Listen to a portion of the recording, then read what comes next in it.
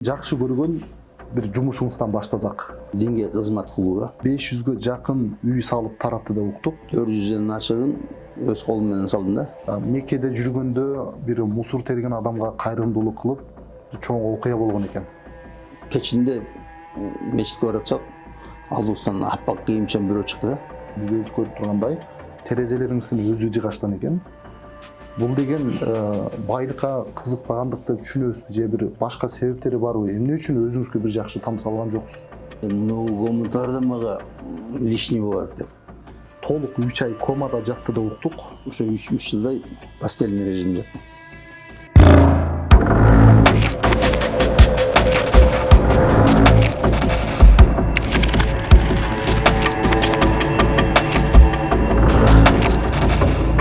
Биз кайрадан эфирдебиз. Бүгүн бизде конокто кыргыз элинин сүйүктүү устаздарынын бири, өзүңүздөр билген Өзбек Ажы Чотонов устазыбыз келди. Ассаламу алейкум устаз. Алейкум ассалам. Кош келипсиз. Кош болуңа. Убакыт бөлүп бизге келип бергениңизге ыраазычылык билдиребиз. Алгач учурашып алсак, ден соолугуңуз кандай? Кандай жүрөсүз? Алхамдулилlah, Кудайга шүкүр. Азыр жакшы. Биринчи суроодон биз баштай берели. Сиздин эң жакшы көргөн бир жумушуңуздан баштасак, кайсы жумушту жакшы көрөсүз? Анан максаттарыңыздан бир аз айтып өтсөңүз. Мен эң жакшы көргөн жумушум бул ошо динге кызмат кылууга. Ошо динди таратуу, элдерге үйрөтүү, ошо динди жайуу. Мен эң жакшы көргөн ишим ошол да. Мисалы, ошо көп жанагы кыздар, балдар ошо мурда туура эмес жүрүп, анан кийин динге кайрылат го. Анан ошо өздөрүнүн эмесин айтып бергенде, мен ушундай эмечи элем, ушундай болуп калдым дегенде, мен ошо аябай эң сүйүнгөнүм ошол да. Ошо аябай сүйүнөм да, кээде ушундай кабарларды укканда, ушундай болдук эле, анан ушинтип калдык деген. Мен өткөндө жакында эле ноокат жанагы Кыргызстан деген айылдын жанынан өтүп баратсак, машина айдап бараткан жигит айтты да: "Ажеке, сиз ошо менин апама да бир китеп берипсиз, китептерди. Менин апам мугалим эле. Анан кийин бир семинар өтүп, китеп берипсиз. Анан ошол китептер менен бүт айыл намаз окуду. Бүт айыл ошо сиздин эме менен иманга келди деп айтат да. Аябай чоң айыл. Мен аны айттым, ошол чоң айыл эле биз ушул жерге мурда келчүбүз десем, ошондой кабар айтты да. Ошо кабарлар мени аябай сүйүндүрөт да. Ошо же жардам берсем, мисалы адамдарга, анан кээ бир адамдар ыйлап жиберет да, ошо жардам алганда. Мына ошондой нерселер мага аябай жагат да, ошондой иштер. Анда ушуга кошуп, дагы бир кандай максаттарыңыз барбы алдыга? Мен көп жанагындай кайрымдуулук иштерди аткардым да. Аябай көп инвестор алып келдим, көп кайрымдуу иштер жасадык. Беден аябай көп уун, май, жана өзгөчө 90-жылдар аябай ачык болуп мындай кийимдерди, жана одеяло, матрас, ошол нерселерди вагон менен алып келчүбүз да. Москвадан алып келчүбүз, продукт алып келчүбүз вагон менен. Анан ушу түнү күнү таратып жүрчүбүз. Канча күндөп бир нече ошо ачарчылык болуп аткан убакта. Ушул жерге мынагу Горный Бадахшанга даже кышта жана аябай суукта, аябай тайгылык ушундай сууктарда таратчубуз да, ошо адамдарга ушундай аябай муктаж болуп турган убакта. Ошондой нерсе мени аябай кубандырат ушул нерсе. Көмүр таратчубуз, көмүр, мисалы, көп адамдарга квартирадан төлөп берчүбүз. Бир нече айга кыш сезонуна квартирадан төлөп берчүбүз да. Берден көп жанагындай жетим-жесирлер аябай көп болчу да. Ошолорго квартирадан төлөп берчүбүз, үйлөрүн ремонт кылып берчүбүз, батарейка, отопление салып берчүбүз, ушундай аябай көп мал алып берчүбүз, уй, кой, аябай миңдеген уйларды, койлорду ушундай алып бергенбиз да адамдарга. Муктаж жандарга жалпы 500гө жакын үй салып таратты деп уктук. ушул жөнүндө бир аз айтсаңыз, кайсыл райондорго аларга ким каржылап кантип бир көмөк көрсөттүңүздөр? Мен бу жерде көп благотворительный фонддор менен иштешип жүрмүн да. Эми азыр почти пенсионер болуп калдым. Анан кийин ошо менин проекттерим бар болчу да, кедейлерге, муктаждарга үй куруп берүү деген. Анан ошол проекттер менен аябай көп үйлөр салдык. Ошонун бир 400ден ашыгын өз колум менен салдым да. Өзүм ошо кечке чейин ошо стройкаларда жүрүп, өзүм бүт материалдарын алып берип, ошол жерде карап, тапшыргыча биз ошо үйлөрдү көбүнчө жетим жесирлерге бердик үйлөрдү. Ошо үйлөр бүтүндөй салып, ичинин бәрін мебель менен толтап, мебель менен кошо беришти. Анан ошол менин проектим менен бир нече миң үйлөрдү алды адамдар. Анан мен кийин андай социальный городок менин проектим өзү биринчи ошол проекттерди биз жаздык да, биздин эмебиз. Мен өзүм биринчи салып көргөзүп, анан ошондой шаарлар, айылдар 100дөн, 80ден киши, ошондон кийин бүт адам эмелер, фонддор ошондой жасай баштады да. Ошону биз биринчи кылганбыз да, ошону биздин проект боюнча.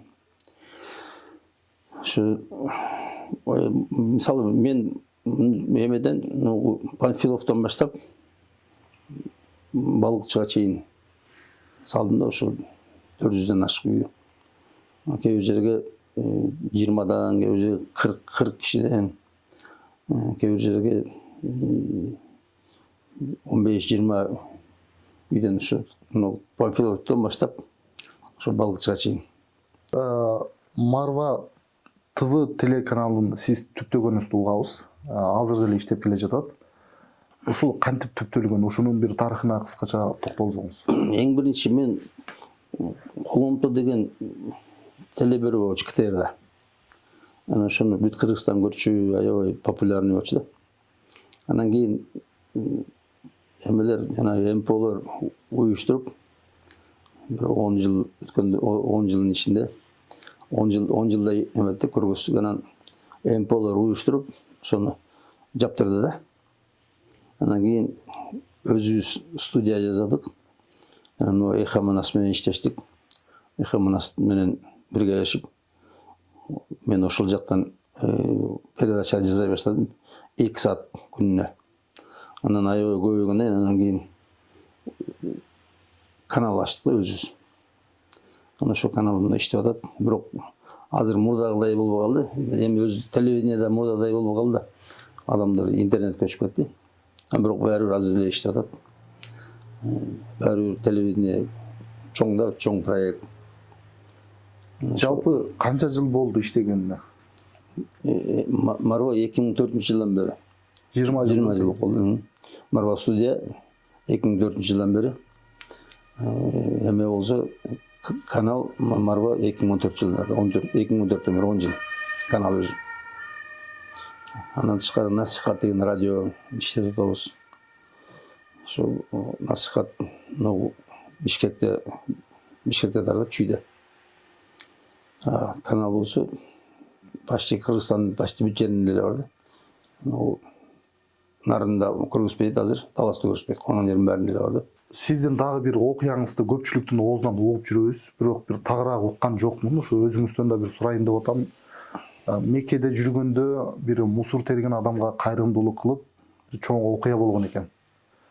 Ошол жөнүндө окуя эсиңизде болсо эгер айтып бере аласызбы?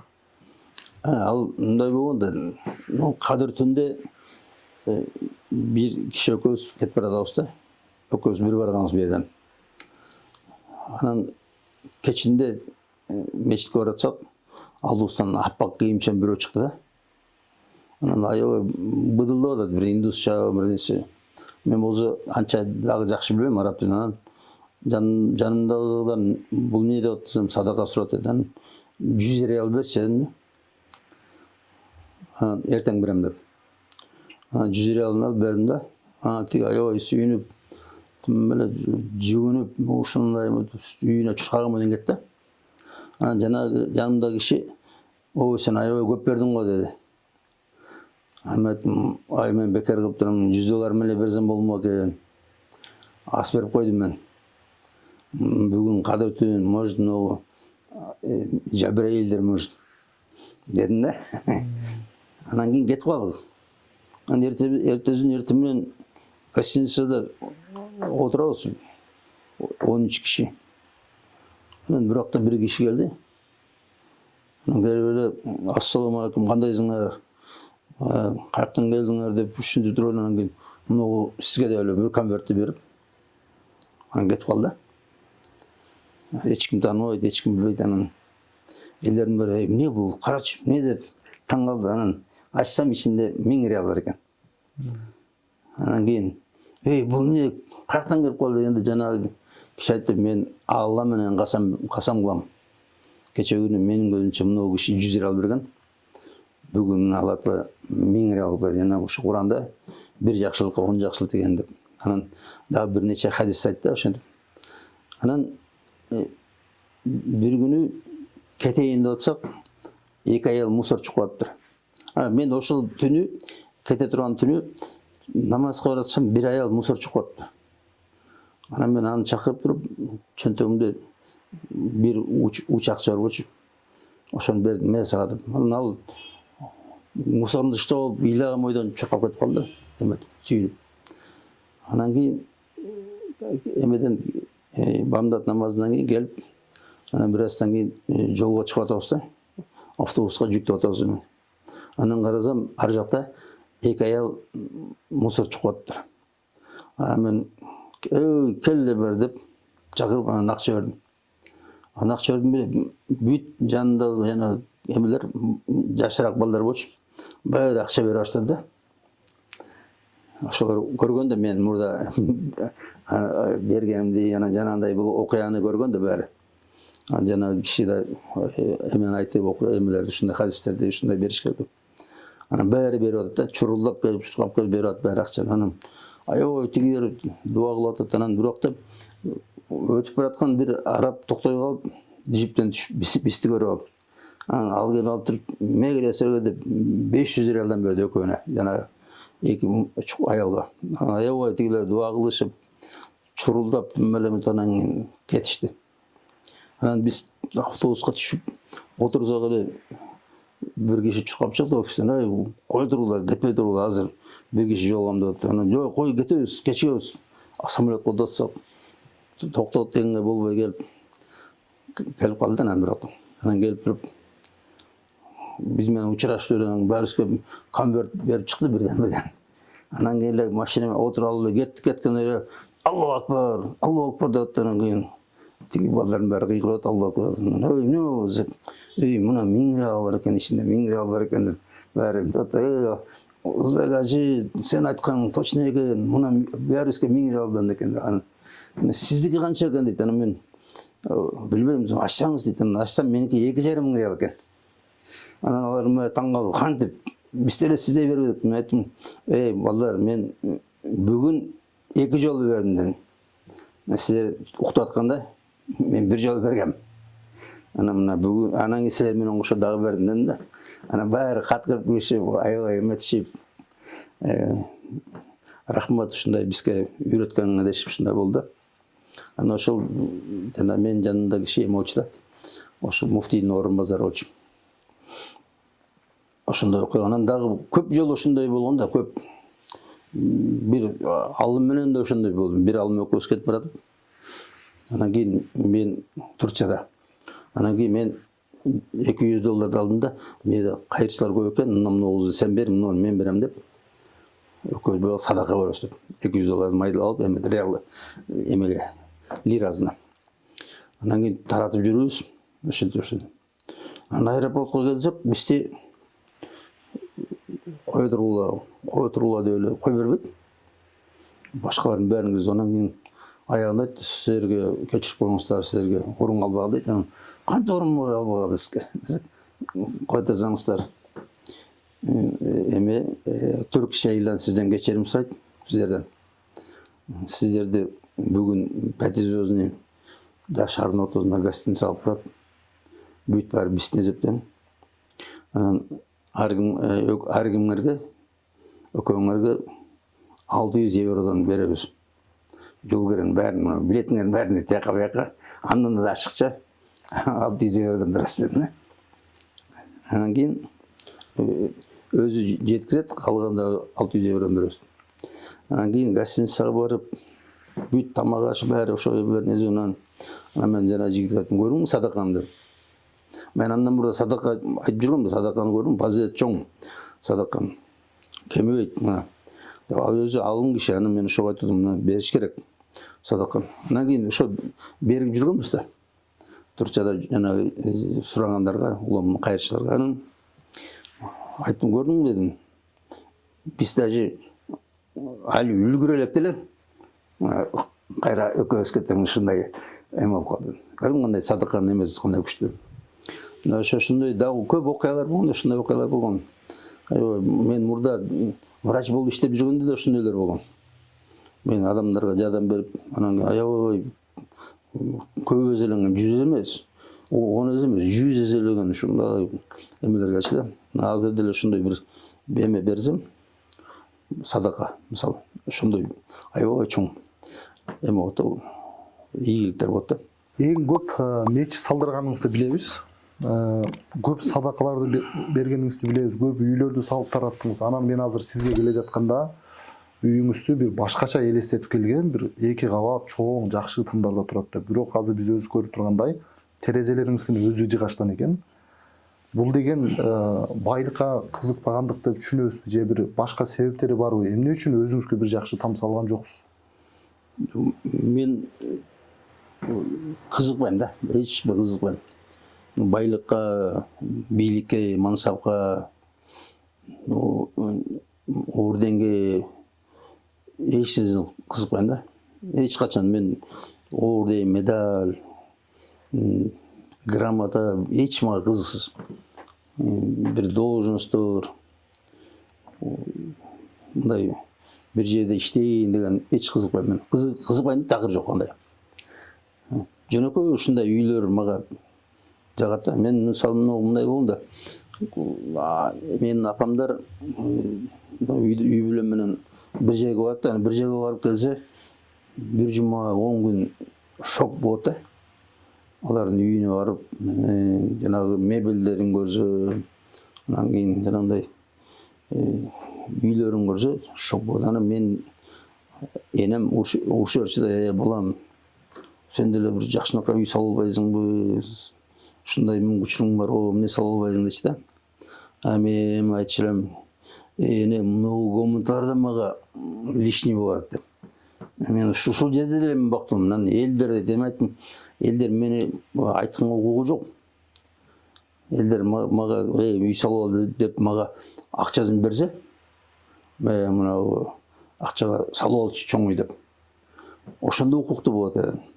Ошондо да мен саламбы, салбаймбы, алар белгисиз да. Эмне кереги бар мага андай чоң үйдүн, андай мындай чоң нерсе, мага машина, мага деп айтчу, жакшы машина албайсың, чоң машина албайсың денем. Айтчумда мен жок. Албайм, эмне кереги бар мага. Анан баланчалар минип жүргө, тигинче мен мага кереги жок. Мага ошо мени жеткирсе машина, ошо жумушума болду жетет. Анан ошон үчүн мен мындай эме кылбайм, мисалы кийимдерди мага мен Facebook'та, интернетте аябай көп талашат, жанагы теңирчилер, ушундай караңгылар көп. Анан кийин айтып атат, силер мынтесиңер, анан тигинтесиңер, анан кээде айтам, мен азыр турган жеримден кийимди тартып берейин азыр мына. Мен кийип турган кийим, мына костюмчум мен 5000 сом турат. Чапаным 1000 сом турат. Калпагым 400 сом, азыр тартып берейин мен азыр сүрөтүн. Турган жеримден азыр тартам. Анан кийин эмеде алар ойлойт мен эле баланча дегендер мынтип атпайбы, анан тигилер мынтип атпайбы, анан сен деле ошондойсуң дейт да. Мен айтам, эгерде кааласаң, азыр турган жеримден кийимди тартып көргөзөм. Ошондой жөнөкөй жашоо, мисалы балдар ошондой жөнөкөй жашайт да, жөнөкөй кийим, эме жок, даже оюнчуктар, башта оюнчуктар болбойт да үйдө.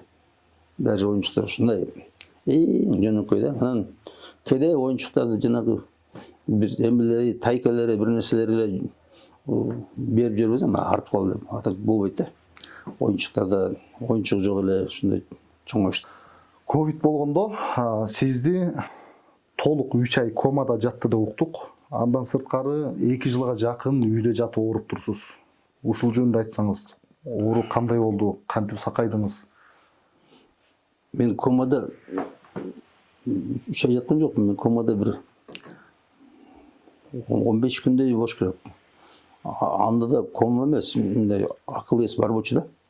Бирок жанагындай бир кызыктай дарыларды салып атты, түшүнүксүз. Бир дарыларды салып атты, анан бир үндөр, жанагындай чыйылдаган, мындай светтенби, эмнесинен, жанагы аппараттардан ушундайлар болот да. Баш айланында турган чыңылдаган үн. Анан кечке чейин свет көз алдыңда эме турчу да. Жарык бул кайра өчүп жарык коюшу ушундай болуп. Ошондой реанимацияда жаттым да 15 күндөй. Анан өз жалпы бир айдай больницада жаттым. Анан кислород менен 3 ай кислород менен жаттым да. Бирок эзим бар болду. Анан ошо 3 жылдай постельный режим жаттым. Эмем жок, күчүм жок. Ошо 25 килограмм эмем жок. Этим калбаган да, 5 жыл эт. Анан ошо 3 жыл постельный режим жаттым. 6 ай коляскада сүйрөп жүрүштү. Анан азыр ошо азырга чейин ошондой келдим да, күчүм эми. Бираз дагы бар да. Ордун калдыктары. 15 күн комада жатканда адам түш көрөт бекен. Бир түш көрдүңүзбү? Эмнелерди көрдүңүз? Кандай болуп жатат комада? Жок, комада мен түш көргөн жокмун, эч нерсе. Эме менен жаттым да, ошо бир дарылар менен жаттым. Түш жанагындай оор бир түштөр, бир нерселер болот да, мындай эме акырет көргөн жок. Элес булас, эмелер да, жанагындай акырет көргөн жокмун. Жалпы азыркы коом, азыркы жаштар, жалпы абалыбыз кандай келе жатабыз? Ысырапкорчулук кандай болуп атат? Бир келечекти кандай көрө аласыз? Бездуховность. Эмеге руханий байлыкка кызыкпай, байлык кызыгып, бүт балдар, жаштар ар жака кетип аткан аябай мени эметип атат да. Чөтүркө аябай көп кетип. Көз көрүнөт да, ушундай кетип атат да, катуу. Мен бир кишинин үйүндө отуруп сүйлөшүп алып, анан сүйлөшүп атабыз, сен уйларың жакшы эмес белем, эмнеге сатып атасың деп, уйларды сатып алдым деп айтат. Ажке чөп жок дейт, анан кантип чөбүңөр жок? Менде чүйдө 3 гектардан жерлериңер бар го десем айтат. Иштете турган киши жок дейт. Бүт кетип калды дейт. Бүт жаштар кетип калды. Андай даже күнүнө 2300 сом берсек да, иштебейт дейт. Бүт кетип калган дейт. Бүт арык каскан киши жок. Бүт огороддор эми баары курап атат дейт да. Эч баары кетип калган дейт. Бүт жаштар кетип калды. Анан бир эле бул жер эмес, бүт жерде эле ушундай экен. Бир жерден да бир жерден бир стройка кылганга кишилер чакырсак, кайта төлөп беребиз келе, муну жасап коебуз десек, 50ден ашкан кишилер келди. Анан жаштар кана десек, эч ким жок жаштар. Бүт баары же шаарда, же чет өлкөдө, Москва, Европага кетип калган. Бүт. Эч ким калган эмес да, ушундай айылда жаштардан. Ошондой проблема да. Анан азыр наркотик көбөйүп атат, аябай көбөйүп атат наркотик. Мектептерде, эмелерде бүт ушерде наркотик үйрөтүшүп атат, ушундай болуп атат. Жанагындай аябай жоопкерсиздик, өзгөчө мына кыздардын жоопкерсиздиги аябай көп болуп атат. Көп жигиттер менен жүрүш жөнүндө эме болуп калды да. Эч бир проблема болбогондой болот да. Бир нече жигит менен жүргөндөр бар экен. 7-8 менен кыздар өздөрү айтат да, биз жолугушуп барсак. Кыздар өздөрү айтат, эмне сен баарыңар умутасың, баарын берди, баарыңардын эле 6-7 жигиттериңер бар деп өздөрү айтат да. Ушундай бир проблема да азыр. Ушундай бездуховность, жоопкерсиздик, жанагындай адеп акылактын жок болуп баратканы, мисалы мына улуу муундарда ушундай болуп баратат. Кечки чейин ресторандарда бийлеп атат, эми чал кемпир болуп калган кишилер ушу небересинен уялбай бийлеп атышат. Мисалы мына тойлор ушундай ысырап, аябай өздөрү араң жүргөндөрү да той барат да. Өткөндө бирөө айтат, 14 жерге чакырык бар дейт, могу эмеге октябрга. Мурдагы айда да ушундай эле болгон дейт. Мына азыр 14 жерге чакырык бар дейт. Анан эмнеге мынча көп десем, атам день рождения берген дейт. Эми бүт классташты день рождения дейт. Анан день рождениеге бүт айылды чакырган дейт. Эми бүт айыл чакырып өтөт. Ошо бир нерсени өткөрүп, анан барбасаң болбойт. Анан ар бир киши башына 2000 сомдон минимум беребиз дейт. Ошо 2-3 киши болуп барсак, ошо ар бирине 2000 сомдон ошо дейт. Анан уюбузду сатып атабыз, башка болобуз дейт. Сөйдөнгөндө ушундай бир эме болуп калат. Анан мына тойлордо аксакалдар адеби жок, бийлерге катышып атат. Кулап жыгылып калганы бар, башкасы бар. Келиндерден уялмай жок. Ушундай болот да. Анан дагы бир нерсе мына аксакалдар бата да бере албай калды ошо эмеге. Азыркы тойлор боюнча жалпы тойдун убакыт көлөмү 4,5-5 саат.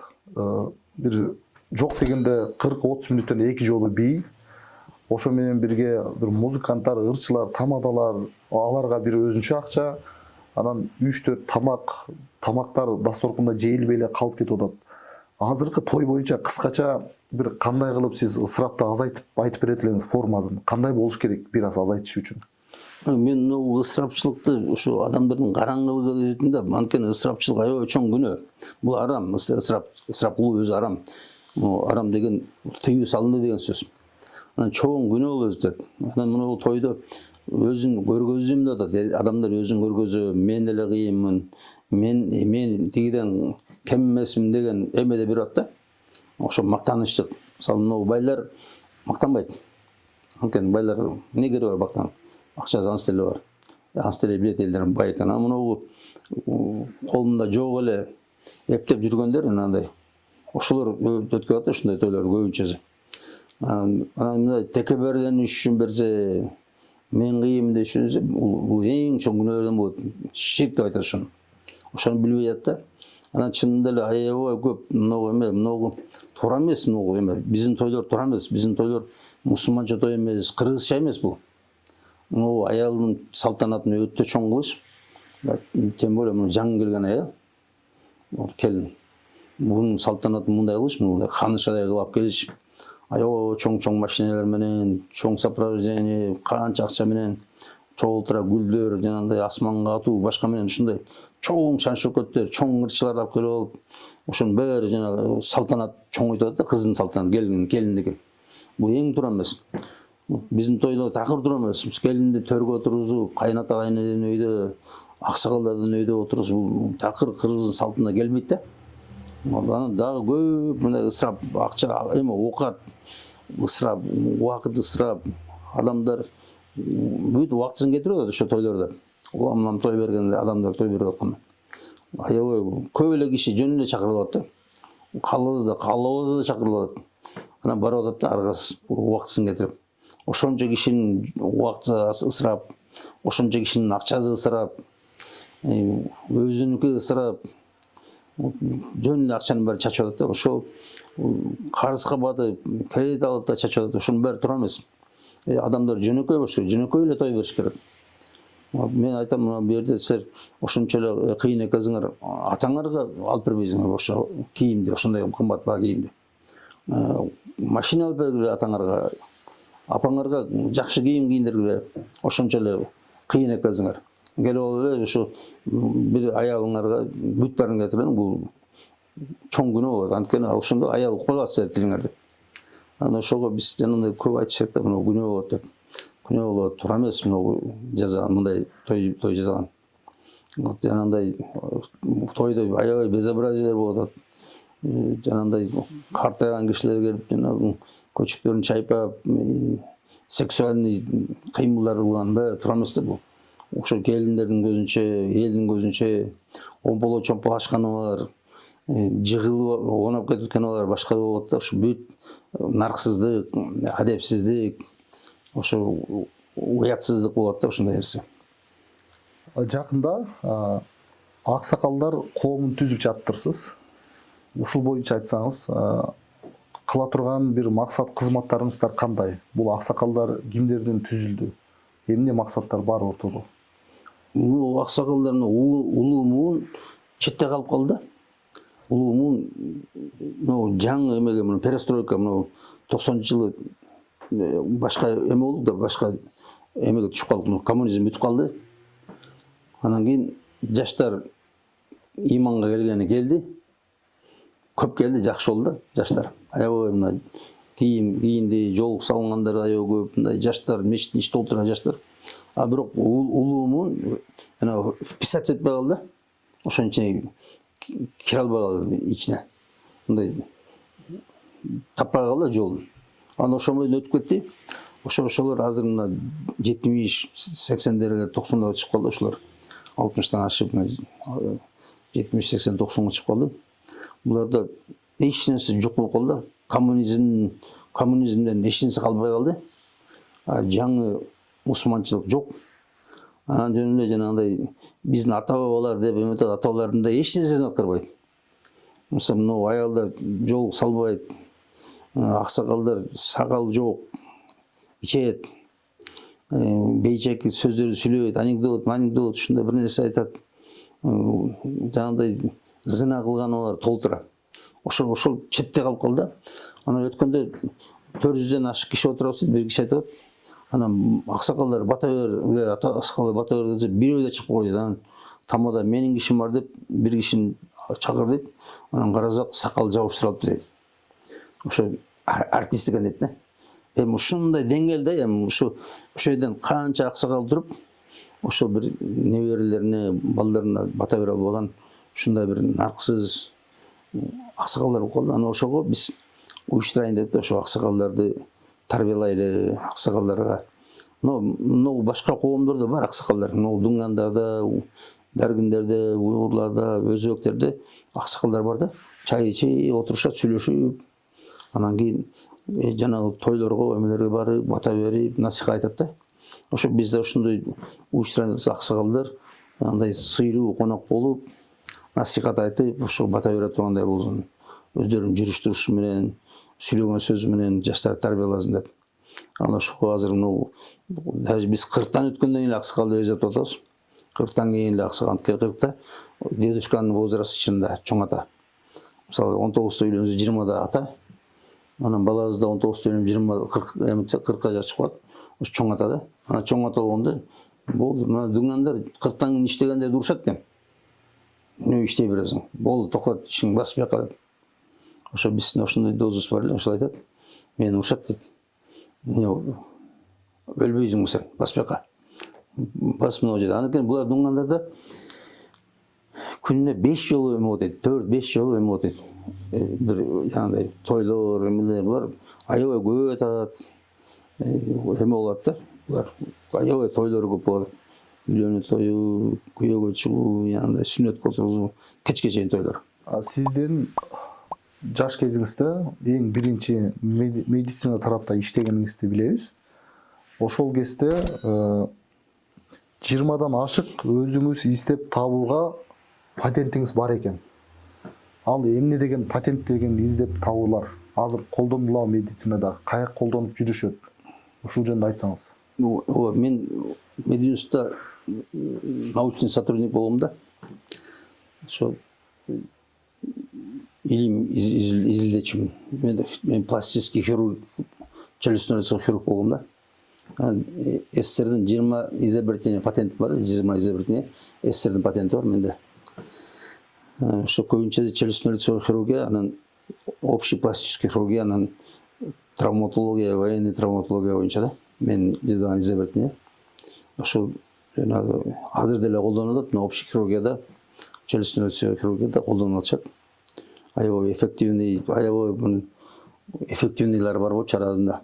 Тилекке каршы бизде ошо илимий нерсени колдонбойт экен да, колдоно албайт экен, yani кызыктырбайт экен. Акчаны берип койчу, премия болду, анан жок, аны өзүбүз жазачубуз. Ошо эмелерди. Анан ошо кандидатскийлерди башкалар жазып атат да, ошо адамдар биздин изобретение. Бирок дүйнөдө белгилүү всемирный бюллетень изобретений бар биздин изобретениебиз. Анан кийин мен ошо жанагы 90-жылы дийинди укканда кетип калдым да медицинада. Эгерде эмиптен дагы жазамак, көп идеялар бар болчу да. Динге келгенче медицинада канча жыл иштедиңиз? Мен 11 жыл иштедим, мединститутта мугалим болуп иштедим. Клиник координатор, анан мугалим болуп иштедим мединститутта. Жаныңызда жүргөн бир жигитти биз дайыма көрөбүз. Көп жылдан бери көрүп турам. Рустам деген жигит экен. Ал көпчүлүк сурап калат, бул дайыма чогуу жүрөт. Баласыбы, канчанчы балабыз деп сурап калышат. Бул уулуңузбу же ким деп ушул жөнүндө айтсаңыз. Мен жанымда 4-5 ошондой жигит бар да. Ошо дайыма түнү күнү бир жүрчү менен түнү күнү ошо жердин, биз Кыргызстандын бир бурчунан бир бурчуна чейин дайыма кыдырчубуз. Ошо аябай көп семинарлар өткөрдүк, китептер тараттык. Ошондой болуп жүрдүк. Ошолор түнү күнү менен жүрдү. Ошондой 4-5 бар. Азыр деле ошо айлыгы жокпуз да жүрө берет да, ошо алар да ошондой жакшы көрөт да ушундай ишти. Ошо жаштар менен динге кызмат кылып, мисалы жана Рустам деген жигит өзү бул звезда болгон, ыр чыгарган. Жана жеңем деген ыр менен бул звезда болгон да. Биз андан ошо иманга келгенден кийин тооба кылып, анан кийин азыр деле көп чакырат да эмелери, коллегалар. Барбайм эт. Аябай көп акча азыр кызыктырат да, көп акча табасың дабайдан барбайт. Ушундай эмес иман бекем жигит да. Ошо мен жанагындай биздин тарбиядагы жигиттерден да бул да. Эметкен ошо динге кызмат кылып, элибизге кызмат кылып ушундай. Алар да ушундай эч нерсе кызыкпайт, дүйнө да кызыкпайт. Ошо эң кызыкканы ошо элге кызмат кылсак, динге кызмат кылсак деп эле жүр да. Устаз, акыркы суроолор болсун, ушу менен жыйынтыктайлы. Дээрлик 1 саатка жакындап калдык. Биз жалпы адамзат бул дүйнө менен коштошуп акыретке суракка барганда, Алла Тааланын астына барганда, адам баласы эң корко турган, ушул суроого жооп бере албай калам деген эмнелерден биз сактанышыбыз керек? Акыретте Алланын астына уялбай туруш үчүн кандай жашаш керек? Ушу менен жыйынтыктасак. Ортодон коркпой тургандай эч нерсе эмете албайсың. Андай баары коркосуң да. Андай пайгамбар да корккон айдан. Кандай акыбалда болуп калам? Белгисиз. Анткени Алланын эмеси менен, райымдуулугу менен кирет бейишке адамдар. Кызматы менен эмес, башкасы менен эмес. Беркелери жанагындай эзептелет да, сен жакшы жүрүш турушуң, жакшы мүнөзүң, динге кылган кызматың, күнөө иштериң, ошонун баары эзептелет да. Ошон үчүн күнөөдөн качып, сактанып, көбүрөөк ушул Кудайга жакын болуп, жакшы мүнөз болуп, дин үчүн кызмат кылып, Кудайдан коркуп жүрүш керек. Ошол эме да талап, ошол талап менен жүрүш керек. Анан коркуш керек Кудайдан. Бул такыбалык деген бул жакшы сыпат. Такыба деген Кудайдан коркуу деген сөз. Бул такыбалык адамды жаман иштен таят. Ошо биз дайыма ошо Кудайдан коркуп, жаман иштен сактаныш керек. Жакшы иштер жасап, умтулуш керек. Ошо бейишке барсам деген ниет менен умтулуш керек. Анан ошо жанагындай ушул күнөөлөрдөн сактаныш керек да. Ошо жакшынакай Кудайдын айтканы менен жүрүш керек да. Устаз, сизге ыраазычылык билдиребиз. Убакыт бөлүп бергениңизге, жалпы кыргыз элине бир өзүңүздүн сөзүңүздү, бир кабыл тилегиңиз болсо айтып өтсөңүз. Мен элиме ошо урматтуу туугандар, акырет бар. Даяр болгула, баарыбыз өлөбүз, беде эч ким калбайт бул дүйнөдө. Бийде киши калган эмес. Даяр болуш керек. Сөйдөнүн бул дүйнө убактылуу эле мөөнөт берилген убакыт, мөөнөт деп айтылат. Кичине эле убакыт берилген дейт. Ажал деген, мөөнөт деген сөз ушу бир убакыт берилген болду. Канча жашың экенин карабайт, жазылган мөөнөт бүтөр менен эле алып кете берет. Сен ооруйсуңбу, оорубайсыңбы, здоровойсуңбу, Шварценеггерсиңбу, эч ким карабайт. Батырсыңбы, падышасың карабайт да. Болду, убактың бүтөр менен эле алып кете берет да. Өчөсүң. Жанагы соткалар өчүп калат го, дал ушундай.